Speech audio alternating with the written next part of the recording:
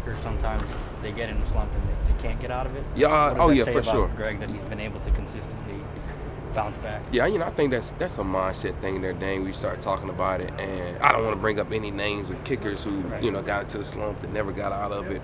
But I could talk about a success story. You look at Matt Gay, went through a rough stint at Tampa, kind of hit it, kind of found his way when he got out to LA. Next thing you know, he's the highest paid kicker, in the NFL, and away he goes. And so the kicking, punting, specialist realm is really a quirky one because they kind of go through these highs and lows, and you got to kind of find a way to just ride through them, stick with them, and it's all about really how they're built mentally at the end of the day. How do they respond?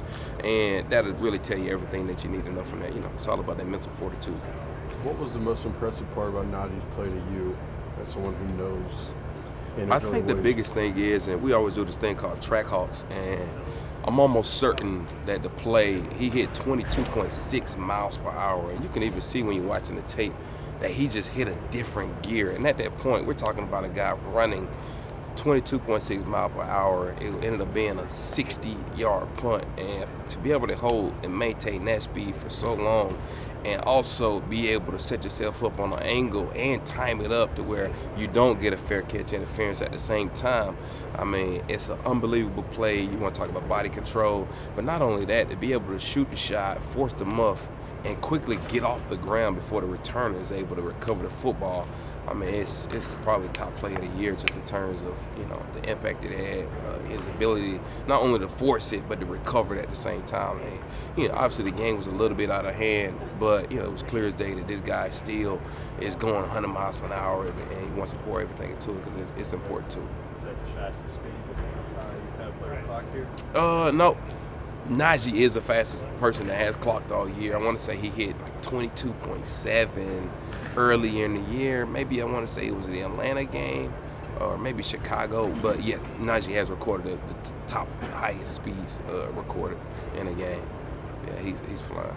How do you special teams? Is that just special teams? No, that's over for the entire game. Whole team. Yeah, whole team.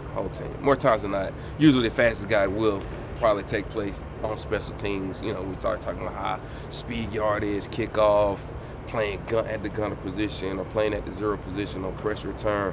That's where you're kind of seeing those high speed yards, which is why we really kind of, speak highly about, the soft tissue injuries kind of taking place on special teams, making sure that they're well lathered up, especially going throughout the game, because you can easily go 2 quarters without even punting the football. The next thing you know, you're getting inserted on a critical down on 4th and 8, and now you got to go cover a punt that's 60 yards, and you've been on ice for 2 quarters now, almost 20, 30 minutes in real time. And so that's why it's important to make sure those guys are staying good and lathered up on the bike, stretching and doing everything that they need to do, kind of crank that engine up and get ready to go.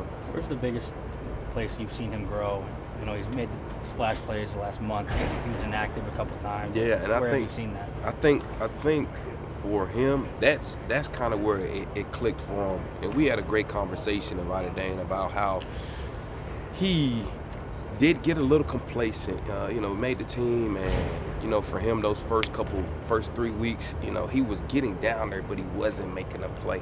And so at that point, kind of decided to make a decision, kind of sit him down, give someone else an opportunity who could finish. And with that, I think, it gave him an opportunity to kind of see a bigger picture of what he needed to work on and, understand that this is a revolving door just in terms of who's in, who's out.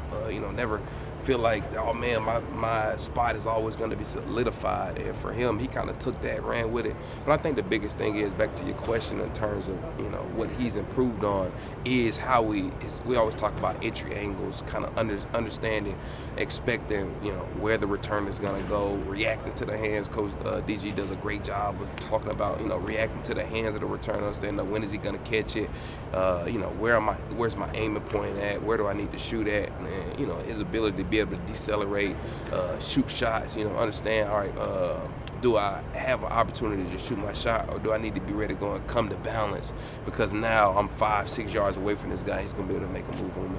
And so with that, I think, that was the biggest thing for him, and now he's just finding a way to finish at the end of the day. He's got a lot of tools that he can use at the line of scrimmage that's allowing him to free up, whether it's singles or versus vice. And so with that, he just keeps building on it, the portfolio that he's putting together.